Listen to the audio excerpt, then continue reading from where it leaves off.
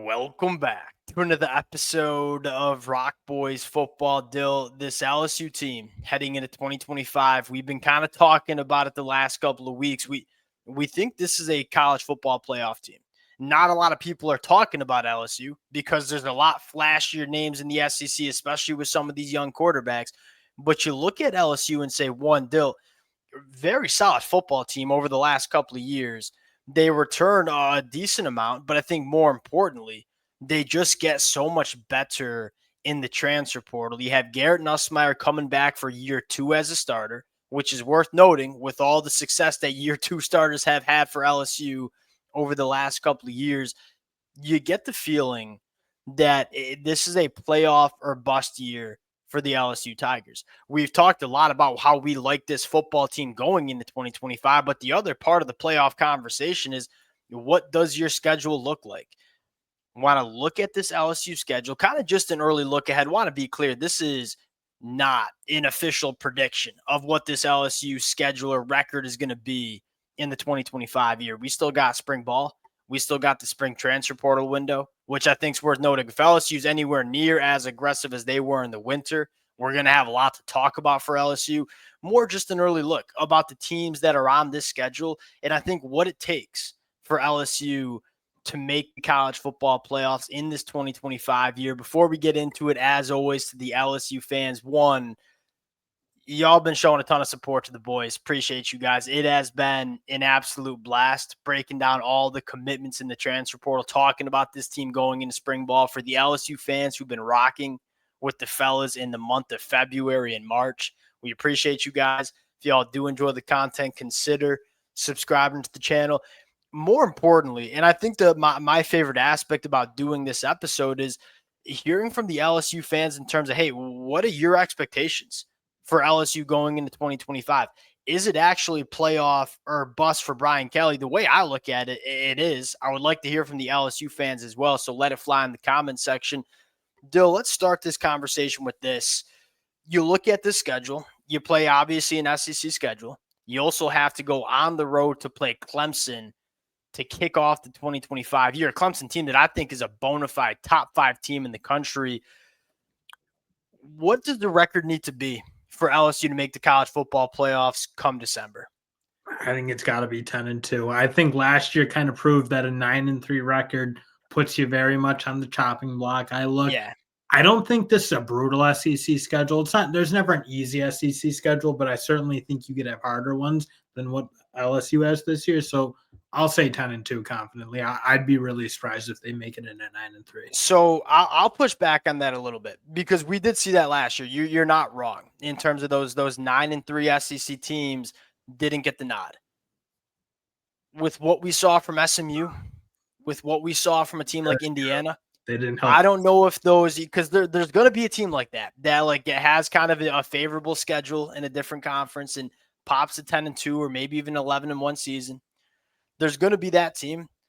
I don't know if they're going to get the benefit of the doubt that they got last year because we saw how those two teams fared in the college football playoffs. So I look at it and say, I'd feel great about you getting in the playoffs 10-2. No doubt about it. 9-3, I'd feel better than what you probably said because you also go on the road and play Clemson, who's my pick to win the ACC championship, but also my pick to be a legitimate top 4, top 3 team in the country as we sit heading into 2025. I want to get into – and really they should get credit for going on the road to playing a really, really good Clemson team. But I still do wonder because, again, like if you have a one-loss Big Ten team that kind of squeaked through an easy one, I'm hoping the committee, and Dill, I'm as a Big Ten, I'm a Big Ten guy. You know that. I'm a Michigan guy.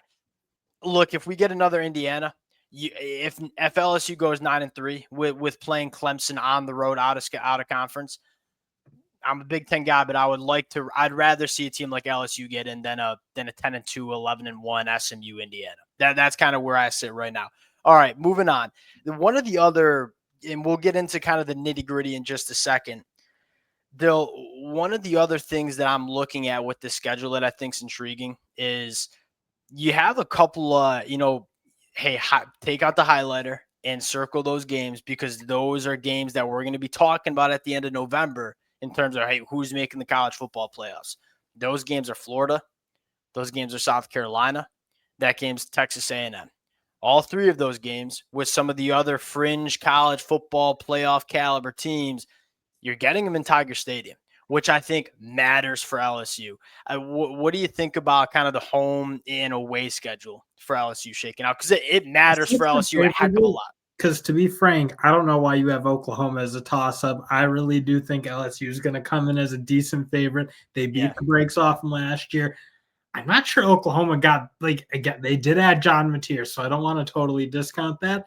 But that offense still feels very flawed, very weak up front. It feels like unless some guys kind of take some magic beans and just get really good all of a sudden, because they didn't add much in the portal. So I do think I look at those 4, I'd say you have, or 5, I'd say you have toss-ups. I agree. Oklahoma, I think they'll come in big. So here's my reasoning with Oklahoma as a toss-up end of the year. And we'll kind of know what Oklahoma's about by then, and it might change to that green highlighter. We have question marks about the LSU offensive line. I've been very vocal that I think the defense gets better because you're going year 2 with Blake Baker. You get way better from a personnel standpoint on defense. I think the pass catchers on LSU, way better, but very clear about that. Obviously, Nuss going into year 2. The one question I have is that LSU offensive line.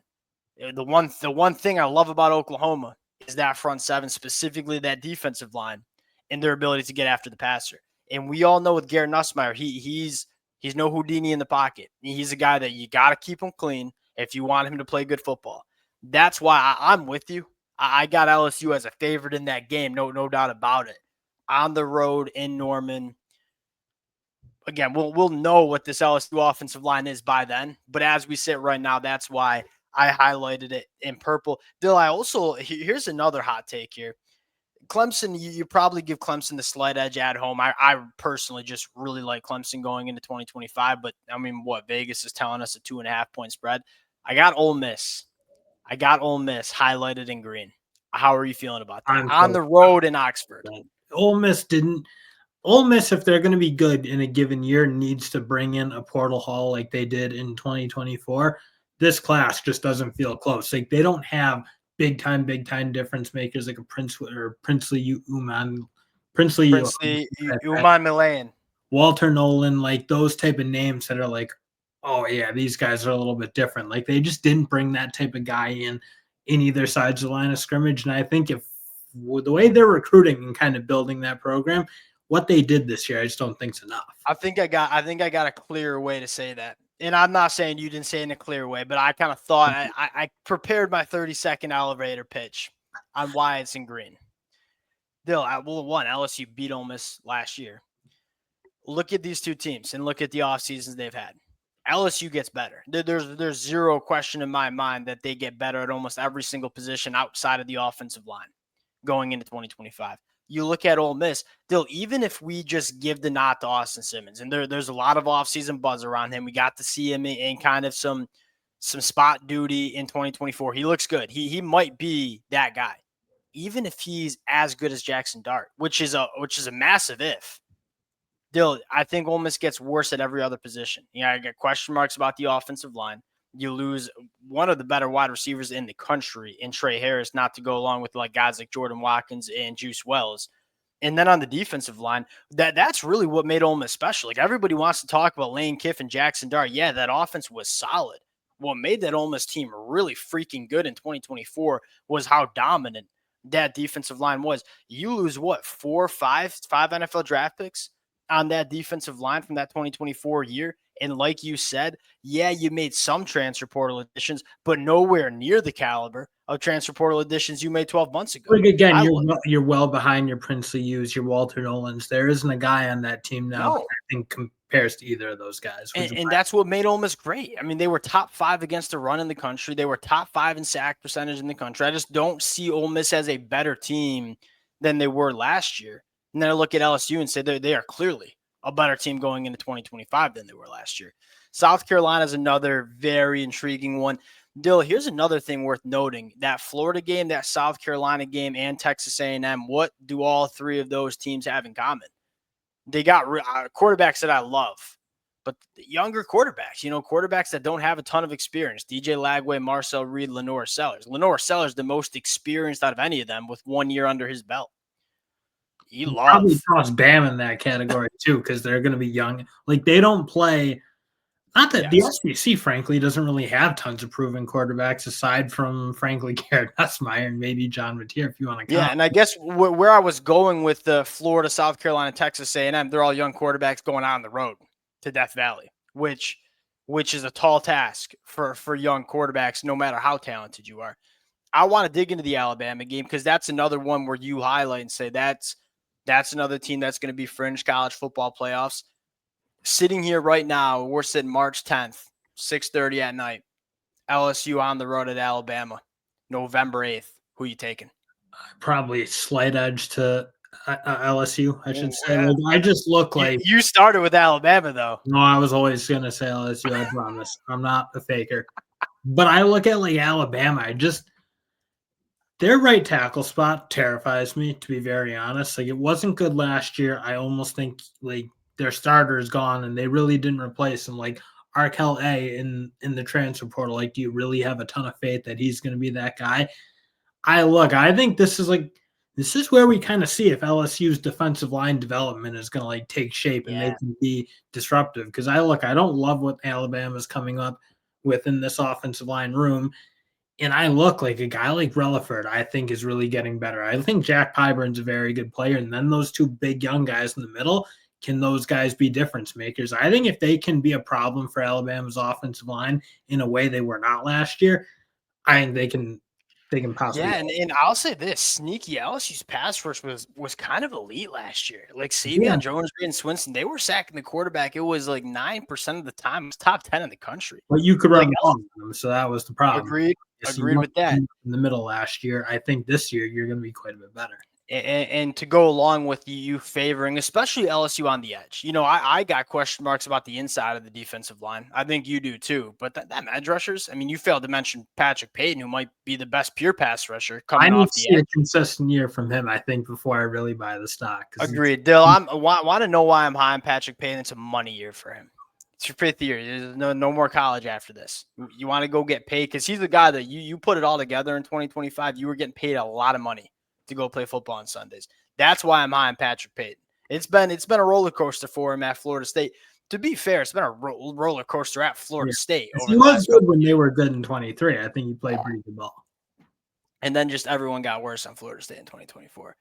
But specifically, what I was saying is those edge rushers against Alabama tackles that, you like Caden Proctor, left tackle, right tackle, like you said, is just a massive question mark. I'm favoring LSU there. And then you have you're going to have a first-year starting quarterback, whether it's freshman Keelan Russell, whether it's Ty Simpson, whether it's Austin Mack, which is not a good combination. And then, Dill, you're right. Oklahoma should be a slight favorite. To me, LSU, if they handle business, I see 9-3, 10-2 on this schedule. And if you can get 9-3, 10-2, you are going to have a very strong argument to make the college football playoffs. We'll get into our official predictions as we roll into the summer. I want to see what LSU does in that sprint. Dill, I'll say this: if they land one big body in the middle of the defensive line, if they landed Derek Harmon like they had a chance to do last year, 10-2 for me. I already know it. Book it. Appreciate you guys rocking with it. If y'all do enjoy the content, consider subscribing to the channel, and we'll talk to y'all later.